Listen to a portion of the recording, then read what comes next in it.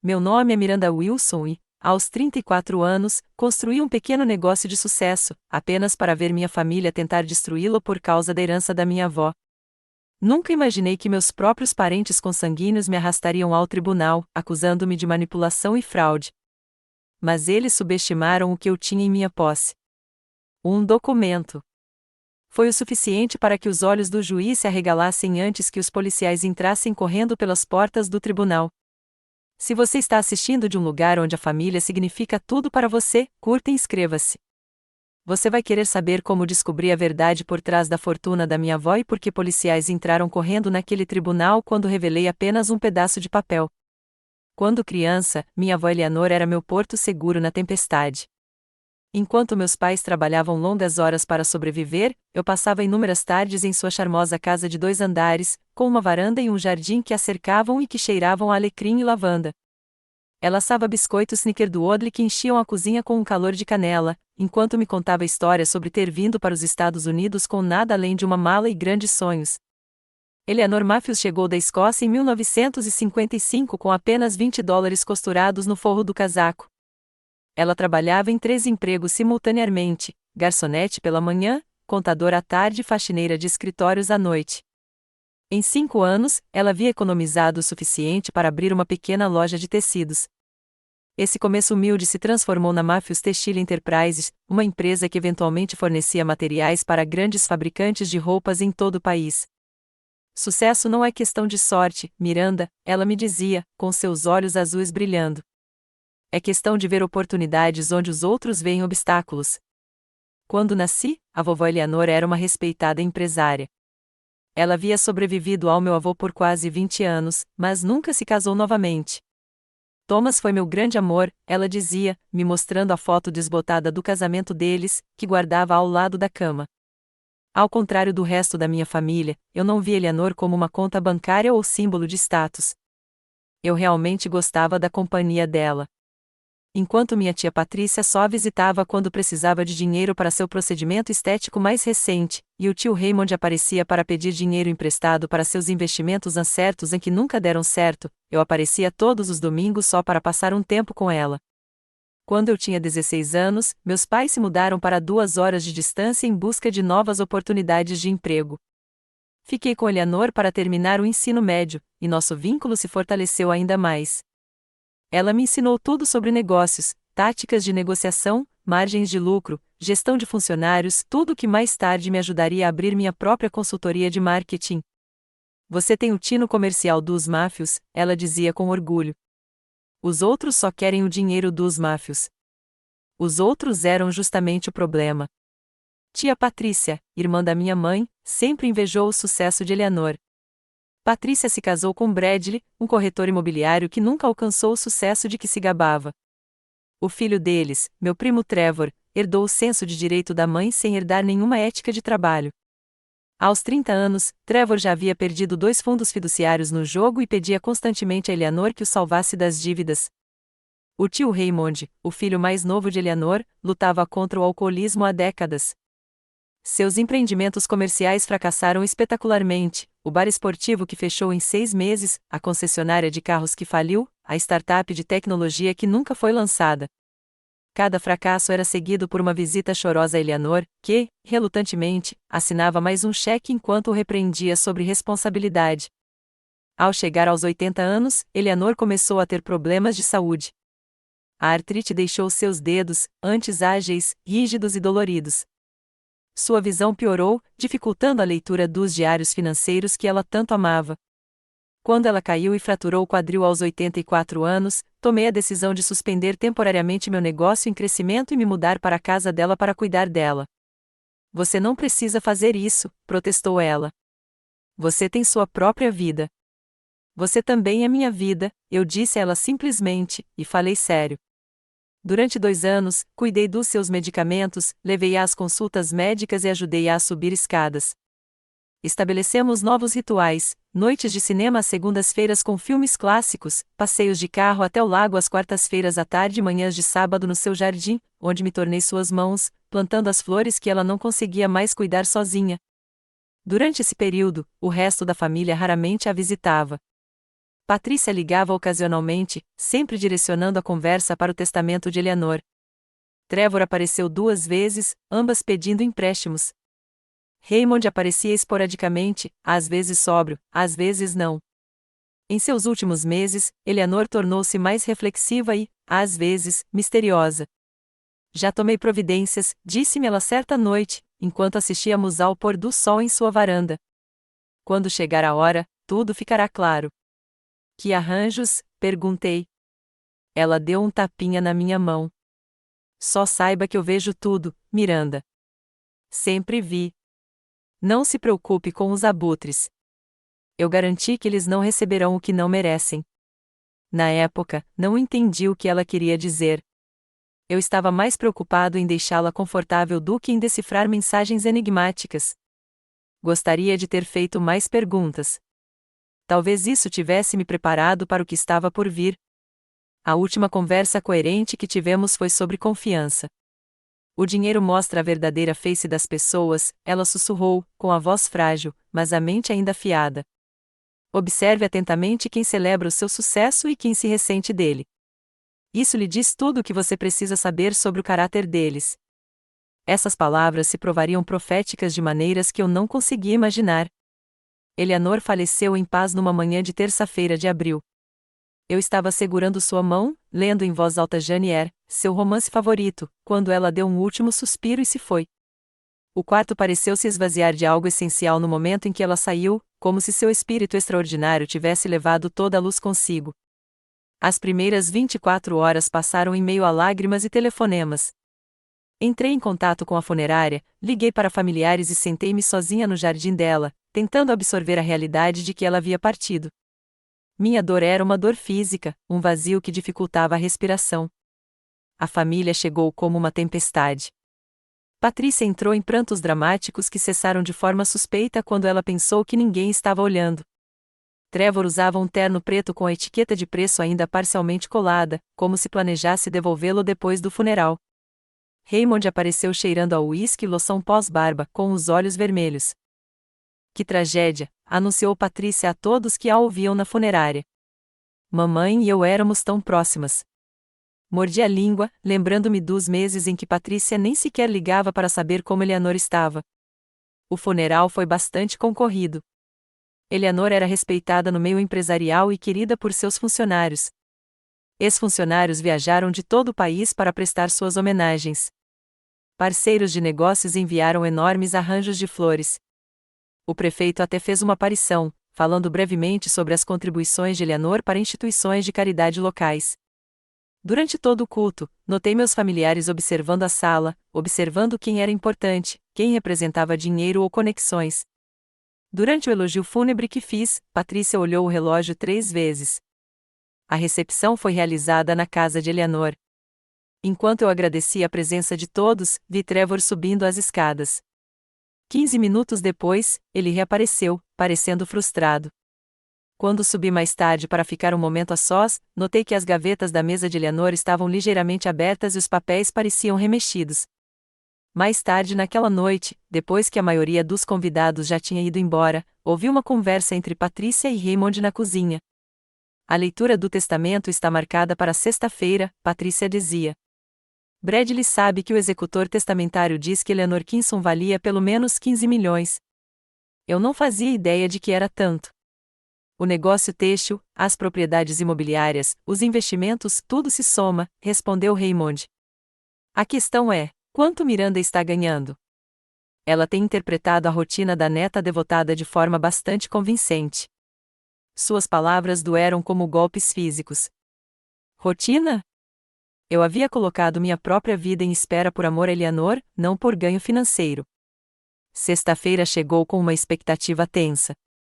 A família se reuniu no escritório do advogado de longa data de Eleanor, Gerald Fisher, um homem distinto na casa dos 60 anos que cuidava dos assuntos jurídicos dela há décadas. Ele pareceu particularmente gentil comigo, oferecendo condolências antes de começar a trabalhar. Antes de começar, disse Gerald, quero ressaltar que Eleanor estava em perfeita sã consciência quando fez as alterações finais neste testamento, 6 meses atrás. Ela entendeu exatamente o que estava fazendo. Patrícia e Raymond trocaram olhares. O testamento começou com pequenos legados, joias para parentes distantes, obras de arte para amigos, doações para a caridade. Então veio a bomba. Para minha neta, Miranda Wilson, que me demonstrou verdadeiro amor familiar e lealdade, deixo meu controle acionário na Matthews Textile Enterprises, minha residência principal e todo o seu conteúdo, além da quantia de 12 milhões de dólares de minhas contas de investimento, leu Gerald. A sala explodiu. Patrícia se levantou de um salto, o rosto contorcido de raiva. Isso é um absurdo. Ela foi manipulada. Raymond derrubou um copo d'água. Miranda a convenceu a nos tirar da escola. Mamãe jamais faria isso. O rosto de Trevor assumiu um tom alarmante de roxo. Esse é o dinheiro da nossa família. Gerald levantou as mãos pedindo silêncio. Há provisões para outros membros da família.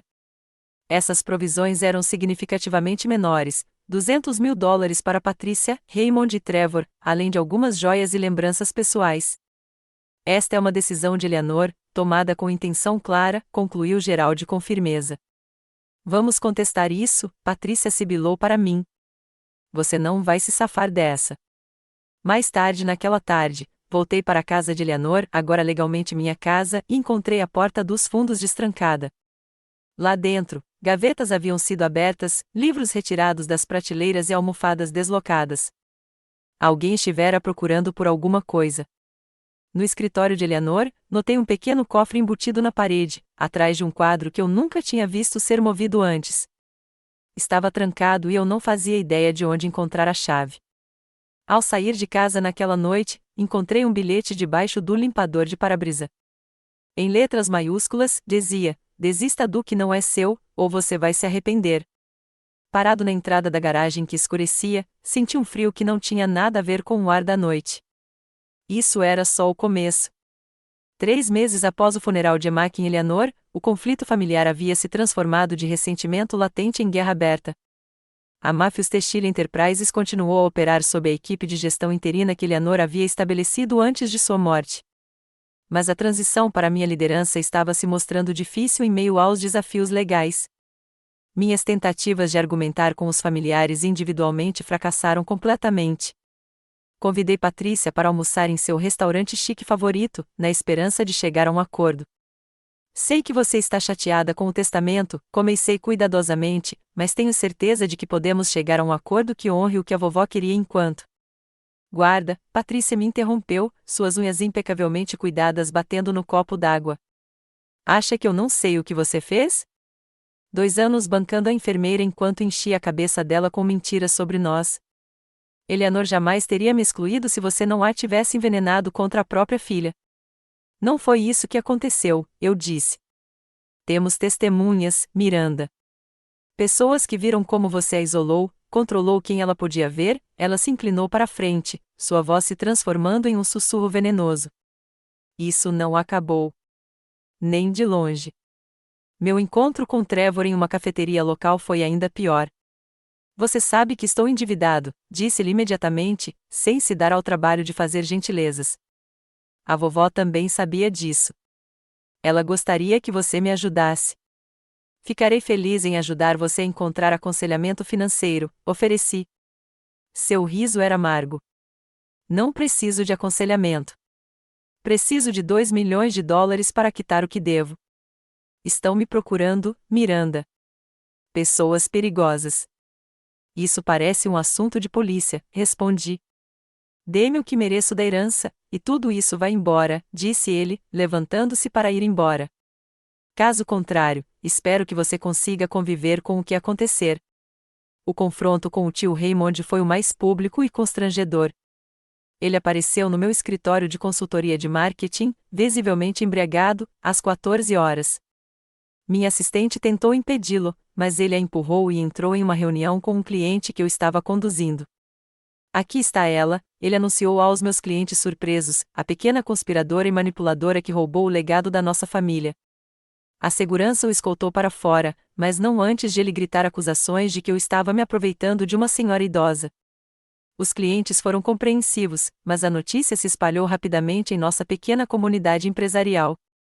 Logo, comecei a ouvir relatos perturbadores. Trevor contava a todos que quisessem ouvir que eu havia sedado Eleanor para que ela assinasse o Novo Testamento. Patrícia espalhou boatos de que eu havia impedido a visita da família durante os últimos meses de Eleanor. Raymond contou aos seus companheiros de bebida que eu havia ameaçado Eleanor, dizendo que abandonaria os cuidados dela se ela não mudasse o testamento em meu favor. Os boatos afetaram meus negócios. 2 clientes cancelaram contratos. Um convite para um jantar do setor foi cancelado. Antigos amigos se distanciaram, claramente incomodados com a polêmica. Então veio a notificação judicial. A família havia contratado Marcus Blackwell, um dos advogados mais caros e agressivos do estado. Seu escritório era especializado em contestar testamentos, especialmente aqueles envolvendo bens substanciais. O documento de 12 páginas alegava influência indevida, capacidade diminuída e coerção, tudo isso atacando a competência mental de Eleanor e meu caráter simultaneamente. Encontrar representação jurídica revelou-se inesperadamente difícil. 3 advogados se recusaram a aceitar meu caso após as consultas iniciais, alegando conflitos de interesse ou simplesmente que o caso era muito complexo. Mais tarde, descobri que o marido de Patrícia, Bradley, tinha contatos na comunidade jurídica local e vinha fazendo ligações. Quando finalmente encontrei Sofia Hernandes, senti como se tivesse sido uma intervenção divina. Ela era nova na cidade, tinha se mudado recentemente de Chicago e não tinha nenhuma ligação com a minha família. Eles estão usando táticas clássicas de intimidação, explicou Sofia durante nosso primeiro encontro. A dificuldade em encontrar representante, a campanha de boatos na comunidade, as ameaças crescentes, tudo isso é planejado para fazer você desistir antes mesmo de chegarmos ao tribunal. O caso deles é forte? Perguntei, aterrorizado pela resposta. Não com base no que você me disse, disse ela. Mas disputas de testamentos são imprevisíveis. Os juízes têm bastante poder de decisão, e Blackwell é muito bom em criar narrativas convincentes, mesmo a partir de evidências frágeis. Uma oferta formal de acordo chegou na semana seguinte. Em troca da retirada de todas as acusações de má conduta contra mim, a família me permitiria ficar com a casa e uma pequena parte do dinheiro, aproximadamente $1 milhão. Eles assumiriam o controle do negócio e os $11 milhões restantes. Esta é a primeira oferta deles, explicou Sofia. Eles esperam que você fique com medo suficiente para aceitá-la. Não vou dar nada a eles, eu disse com firmeza. Não se trata de dinheiro. Trata-se de honrar o que Eleanor queria. Enquanto organizava o escritório de Eleanor, descobri registros financeiros que revelavam um padrão alarmante. Na última década, Patrícia havia tomado emprestado quase $300 mil de Eleanor. Trevor havia recebido empréstimos que somavam mais de $500 mil, sem nenhum reembolso. Raymond havia recebido quase $1 milhão por seus empreendimentos comerciais fracassados. Eles já estavam recebendo a herança, contei a Sofia, mostrando os registros. Eleanor o sustentava enquanto estava viva. Isso é útil, disse Sofia, adicionando os documentos ao nosso arquivo crescente. Estabelece um padrão de dependência financeira e pode explicar a motivação deles para contestar o testamento. À medida que a data do julgamento se aproximava, meu isolamento se intensificava. Pessoas que eu conhecia desde sempre atravessavam a rua para evitar falar comigo. A narrativa da família estava vencendo no tribunal da opinião pública. Certa noite, recebi uma mensagem de um número desconhecido: sabemos sobre o cofre. Nos dê o que tem lá dentro, senão...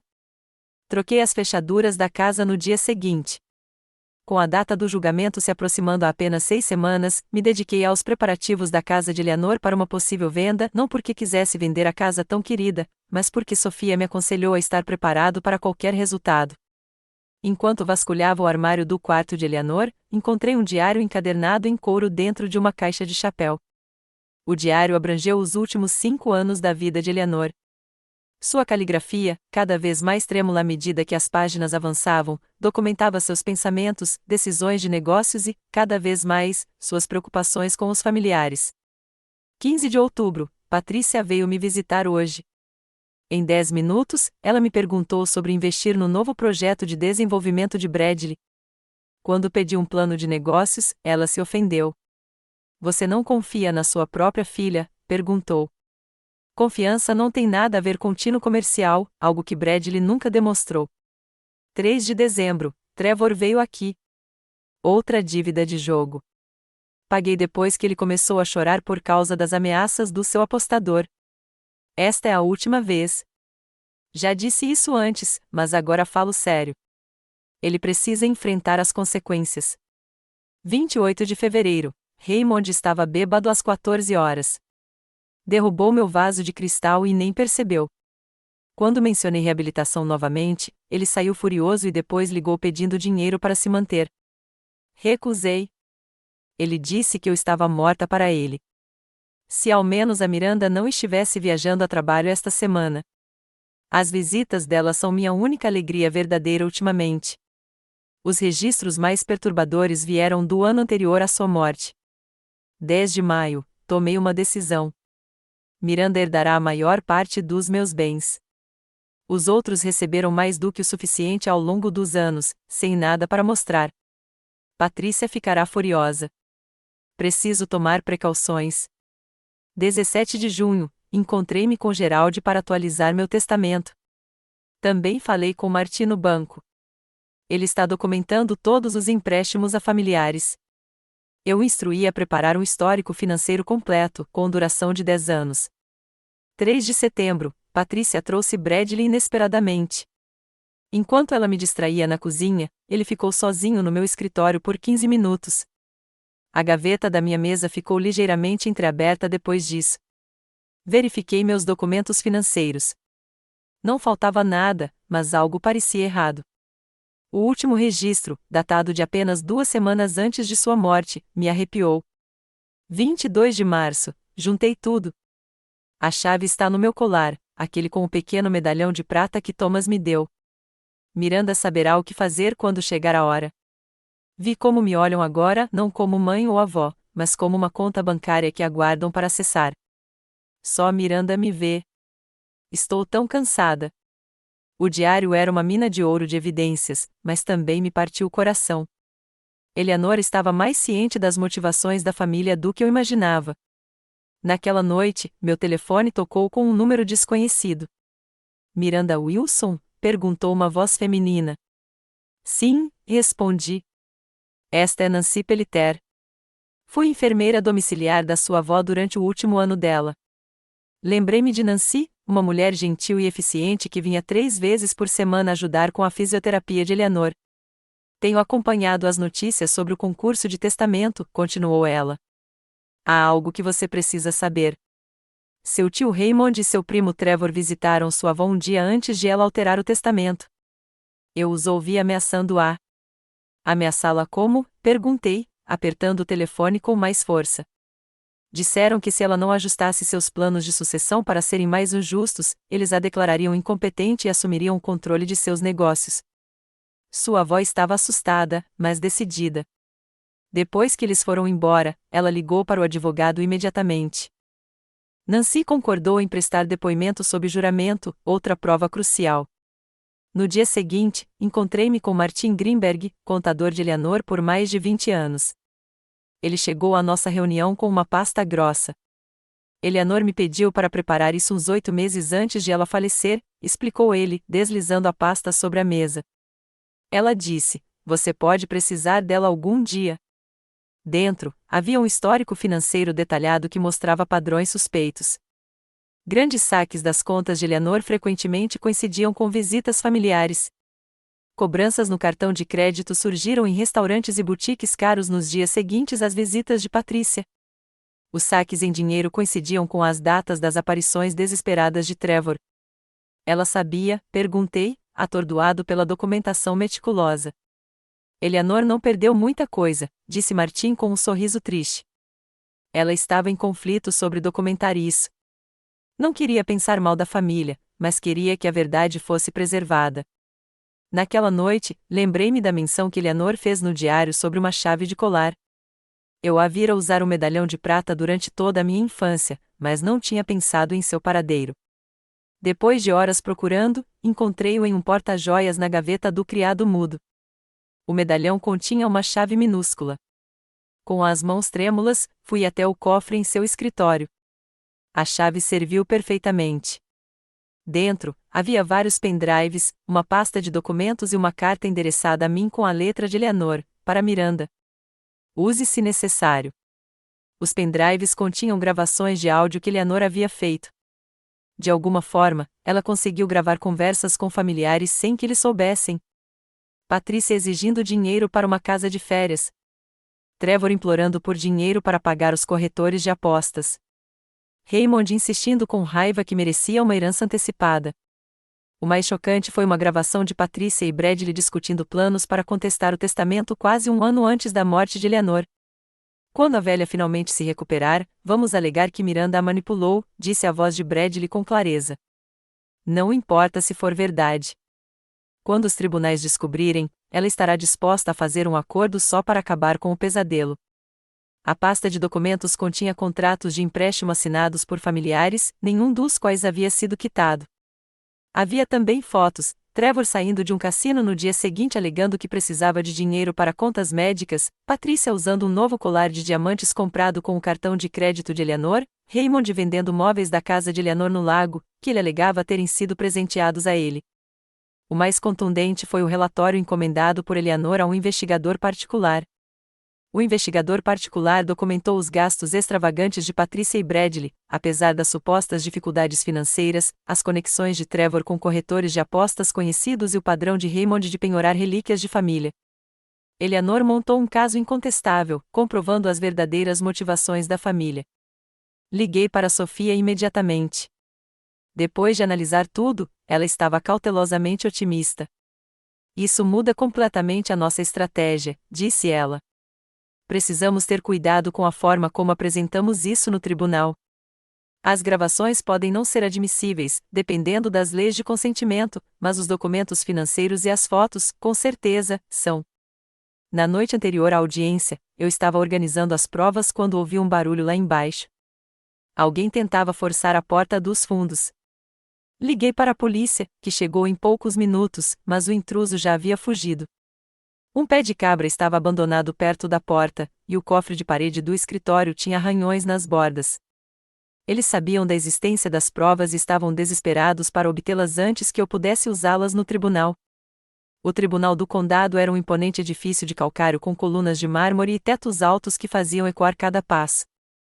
Cheguei cedo com Sofia, com o estômago embrulhado de ansiedade, apesar das provas substanciais.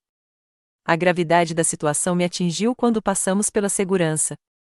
Minha própria família estava tentando me destruir para obter dinheiro que não havia conquistado. Patrícia, Bradley, Raymond e Trevor chegaram juntos, uma frente unificada em trajes coordenados azul marinho que gritavam: respeitável família enlutada. Patrícia até acrescentou um acessório, um lenço bordado com as iniciais de Eleanor, que ela enxugou nos olhos secos para dar o máximo efeito. Marcus Blackwell, o advogado deles, exalava confiança em seu terno de 3 peças. Ele carregava uma maleta de couro que provavelmente custava mais do que o salário mensal da maioria das pessoas e estava acompanhado por 2 associados mais jovens que corriam ao seu redor como peixes-piloto. A juíza Catherine Wells entrou no tribunal pontualmente às 9 horas. Uma mulher de pouco mais de 60 anos, com cabelos com mechas grisalhas e olhos cinzentos penetrantes, ela tinha a reputação de ser meticulosa e imune a representações teatrais. Este tribunal agora ouvirá o caso da disputa pelo espólio de Matthews, anunciou. Analisei os autos de ambas as partes. Deixe-me ser clara, estou interessada em fatos, não em apelos emocionais ou acusações infundadas. Blackwell abriu com uma narrativa magistralmente elaborada, retratando Eleanor como uma idosa vulnerável, manipulada por uma neta calculista. Meritíssimo, Miranda Wilson viu uma oportunidade e a agarrou, disse Blackwell, sua voz ressoando pelo tribunal. Ela se mudou para a casa da Sra. Matthews sob o pretexto de prestar cuidados, mas sua verdadeira motivação era controlar o acesso para influenciar a distribuição de um patrimônio substancial. Sofia manteve a compostura, tomando notas detalhadas enquanto ocasionalmente apertava meu braço para me tranquilizar. O desfile de testemunhas de Blackwell começou. Um ex-jardineiro alegou ter me ouvido dizer a Eleanor que os filhos dela só estavam interessados no dinheiro dela. O jardineiro convenientemente se esqueceu de mencionar que havia sido demitido por Eleanor por roubar enfeites de jardim, fato que Sofia destacou durante o interrogatório. O cabeleireiro de Eleanor testemunhou que eu havia cancelado várias visitas de Patrícia, alegando que Eleanor não estava se sentindo bem. Sob interrogatório de Sofia, ela admitiu que não tinha como saber se Eleanor estava realmente doente durante esses períodos. A testemunha mais surpreendente foi meu ex-namorado da faculdade, Daniel, que eu não via há mais de uma década. Ele me descreveu como manipuladora e obcecada por dinheiro, alegando que eu certa vez disse que estava esperando o dinheiro da minha avó para resolver todos os meus problemas.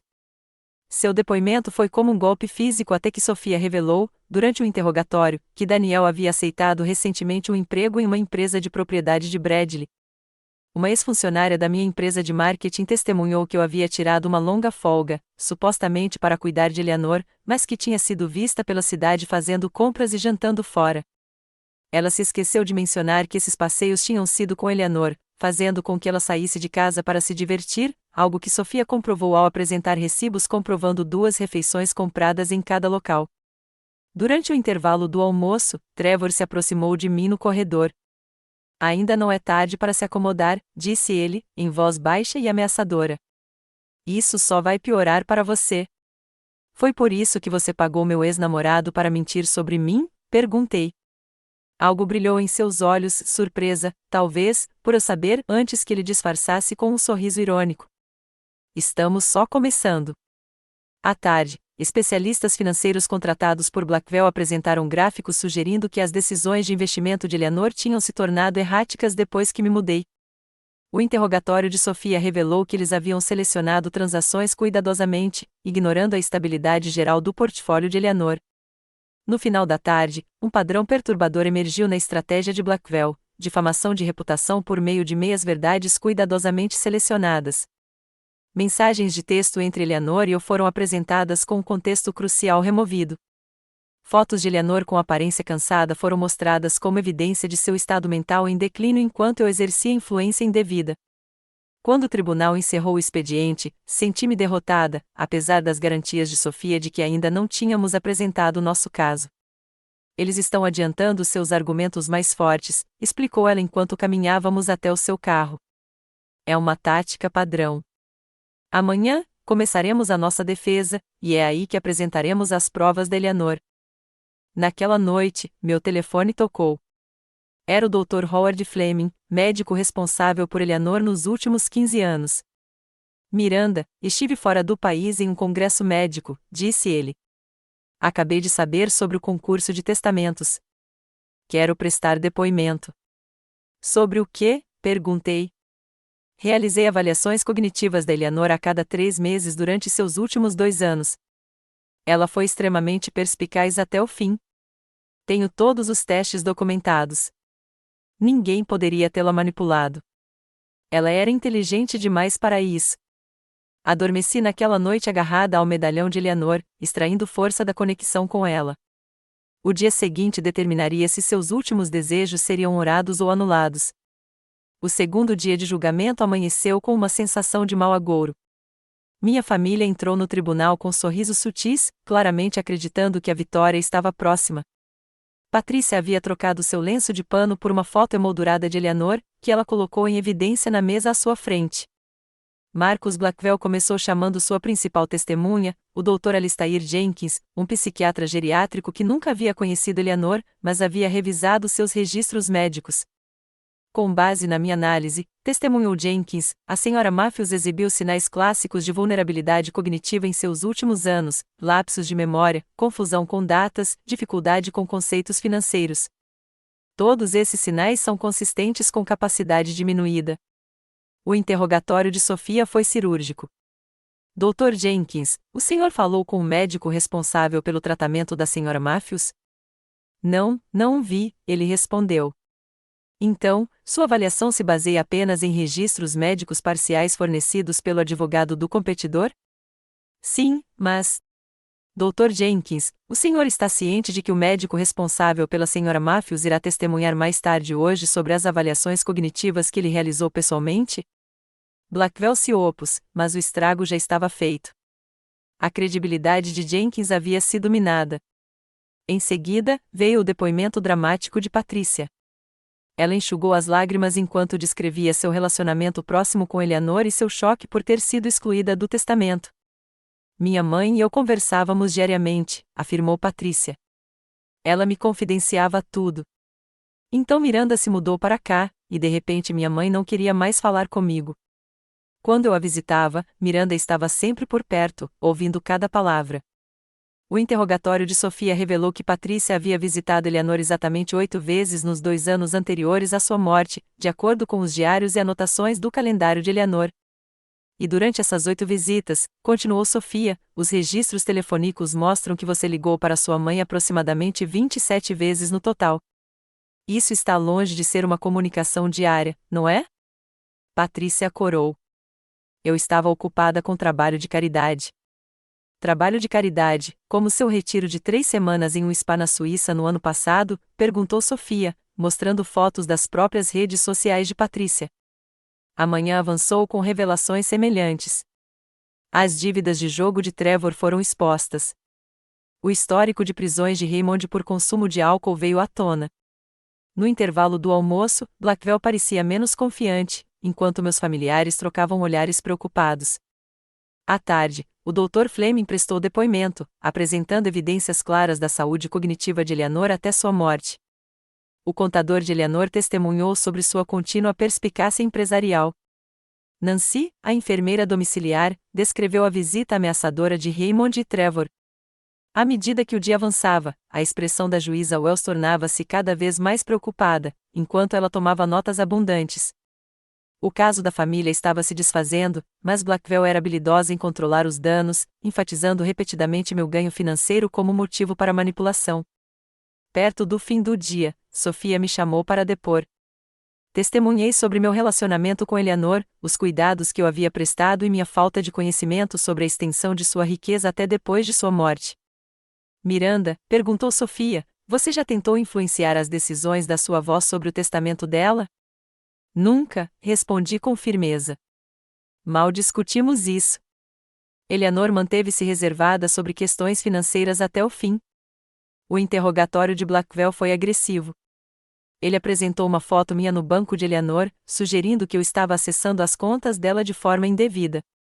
Expliquei que estava depositando cheques para o negócio dela porque ela tinha dificuldade para dirigir. Não é conveniente, insistiu Blackwell, que a pessoa que passou mais tempo com a senhora Matthews em seus últimos anos seja quem receba a maior parte de seu patrimônio de 15 milhões de dólares. Não passei tempo com ela para ganhar dinheiro, respondi, lutando para manter a voz firme. Passei tempo com ela porque a amava. Ao final do dia, o juiz Wells se dirigiu a ambas as partes. Retomaremos amanhã de manhã para as provas finais e argumentos finais. Espero decidir até o final do dia. Naquela noite, Sofia e eu finalizamos nossa estratégia. Os registros financeiros, os lançamentos no diário e os depoimentos de testemunhas haviam sido eficazes, mas ainda não tínhamos jogado nossa carta mais forte, as gravações e o relatório do investigador que Eleanor havia guardado no cofre. Deixamos para o final, decidiu Sofia. Impacto máximo. O último dia começou com Blackwell apresentando seu contador forense, que testemunhou sobre padrões suspeitos nas finanças de Eleanor depois que me mudei. O interrogatório de Sofia rapidamente estabeleceu que esses padrões eram, na verdade, consistentes com os hábitos de consumo anteriores de Eleanor. Patrícia voltou a depor para o que Blackwell chamou de um testemunho esclarecedor. Sua apresentação foi ainda mais emocionante do que antes, com a voz trêmula e pausas ocasionais para se recompor.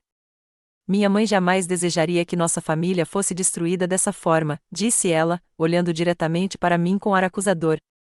Miranda destruiu o legado da nossa família para seu próprio benefício. O juiz Wells parecia ouvir atentamente, ocasionalmente assentindo enquanto Patrícia falava. Meu coração apertou. Apesar de todas as nossas evidências, será que o juiz estava sendo influenciado pela atuação de Patrícia?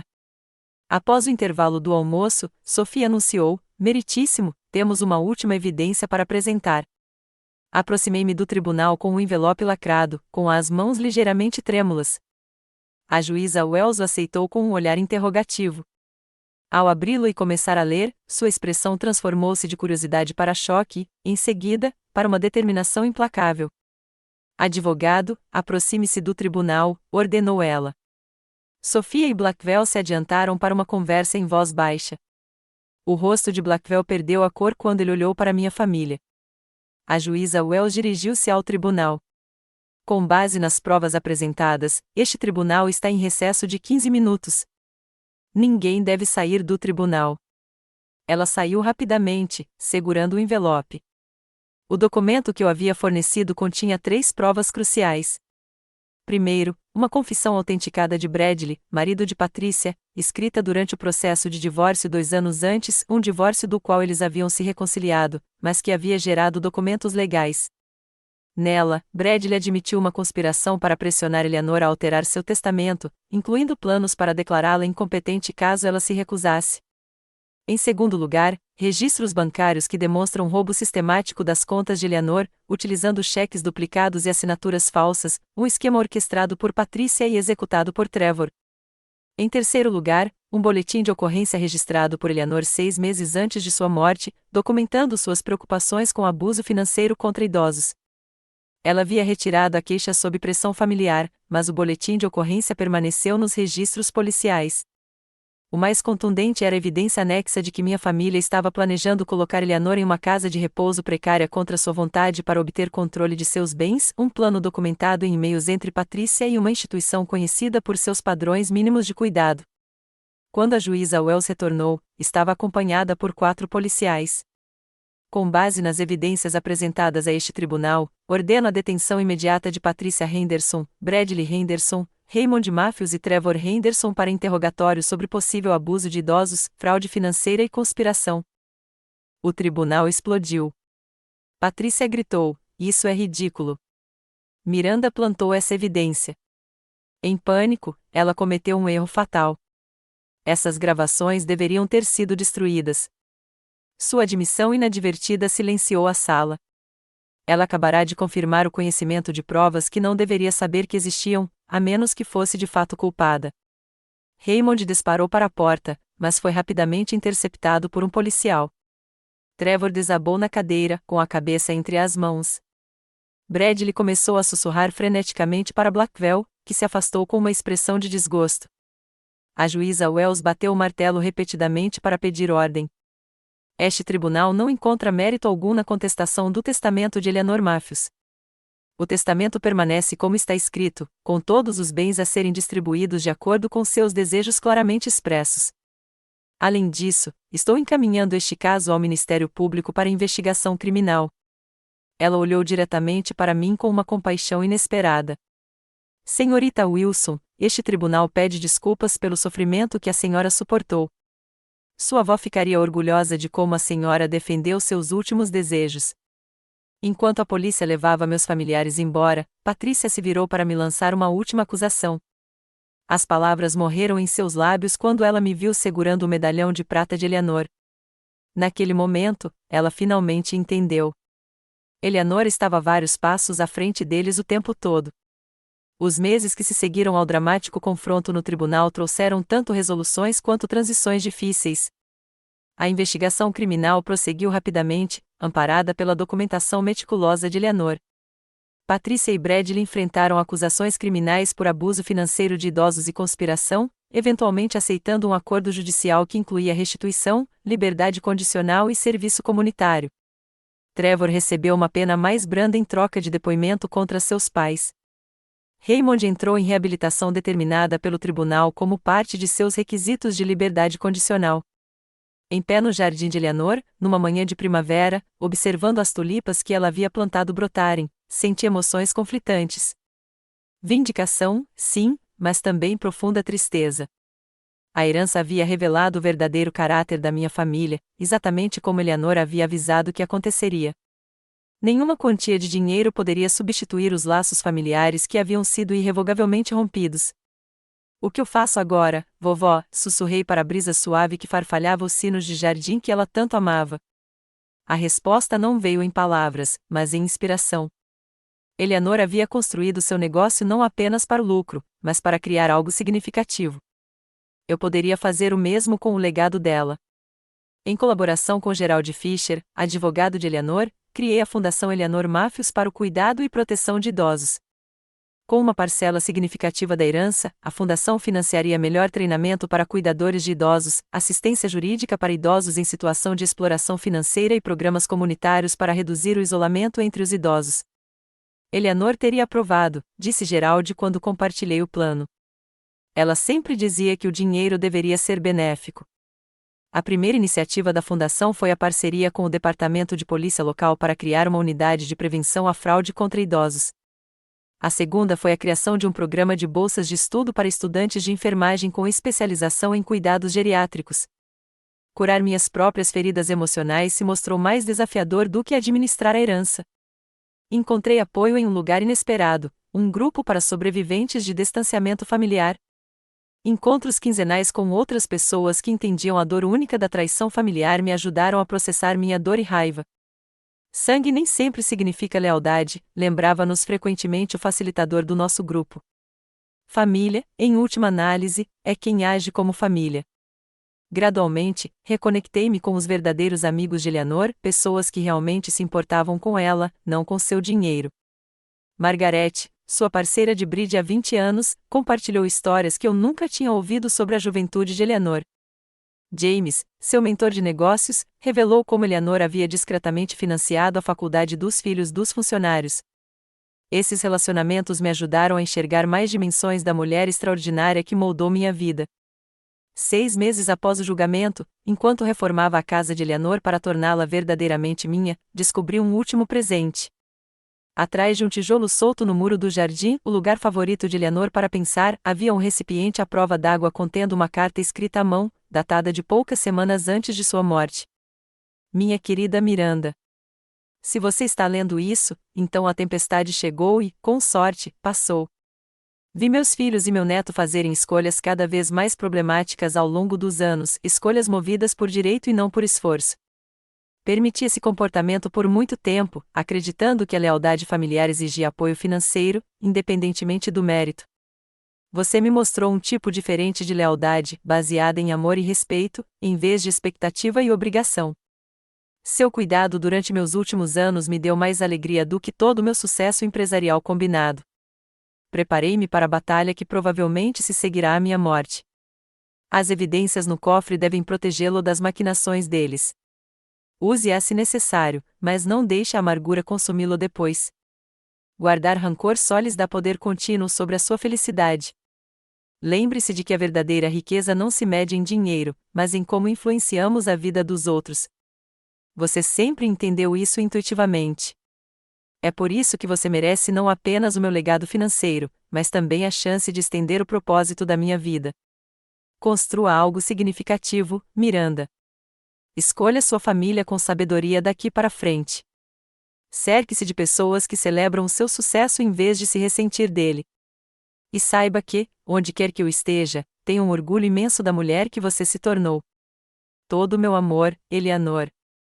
Suas palavras trouxeram lágrimas e clareza. A herança nunca fora o verdadeiro presente. O verdadeiro legado de Eleanor foi a sabedoria que ela compartilhou, os valores que demonstrou e o amor que deu incondicionalmente. O negócio prosperou sob minha orientação, guiado pelos princípios de liderança ética de Eleanor. Implementei a participação nos lucros para os funcionários e expandi as práticas sustentáveis da empresa. A Matthews Textile Enterprises tornou-se conhecida não apenas pelos produtos de qualidade, mas também pela cultura excepcional no ambiente de trabalho. Minha vida pessoal foi gradualmente reconstruída em torno de conexões autênticas. Vendi minha consultoria de marketing para me concentrar totalmente no negócio têxtil e no trabalho com fundações. A comunidade que antes me rejeitava durante o concurso de testamento aos poucos reconheceu a verdade à medida que os casos criminais ganhavam as manchetes. O mais significativo foi conhecer pessoas que me valorizavam por mim mesma, não pela minha herança. Uma voluntária da fundação, Lisa, tornou-se uma amiga de confiança. Meu mentor empresarial, Robert, me orientou sem nenhuma intenção. Até mesmo alguns parentes distantes do lado escocês de Eleanor me procuraram, compartilhando a história da família sem nenhuma motivação financeira. 2 anos após o falecimento de Eleanor, organizei uma cerimônia de dedicação em um jardim memorial no centro de idosos local, financiado pela fundação. Enquanto o sol se punha sobre as rosas recém-plantadas, as favoritas de Eleanor, refleti sobre a jornada da traição à reconstrução. A herança que minha família lutou tão desesperadamente para controlar acabou gerando mais bem-estar na comunidade do que a ganância jamais permitiria. A visão de Eleanor transformou o que poderia ter sido apenas uma transferência de riqueza em uma força de mudança positiva. Minha vida tomou um rumo inesperado, mas finalmente me senti em paz com ela. Eleanor sempre soube o que realmente importava. Família não é definida por DNA, mas por ações. Legado não é sobre dinheiro, mas sobre impacto. E, às vezes, a herança mais valiosa é a sabedoria de reconhecer o verdadeiro caráter, tanto nos outros quanto em nós mesmos. Você já passou por um momento em que o verdadeiro caráter de alguém foi revelado por meio de suas ações, e não de suas palavras? Como isso mudou sua perspectiva sobre esse relacionamento? Compartilhe sua história nos comentários abaixo. Se esta história de defender o que é certo contra todas as probabilidades ressoou com você, curta e inscreva-se para ouvir mais histórias de triunfo sobre a traição. E lembre-se, família é sobre amor e respeito, não sobre direitos. Obrigado por ouvir minha jornada e que você possa construir seu próprio legado baseado na autenticidade e integridade.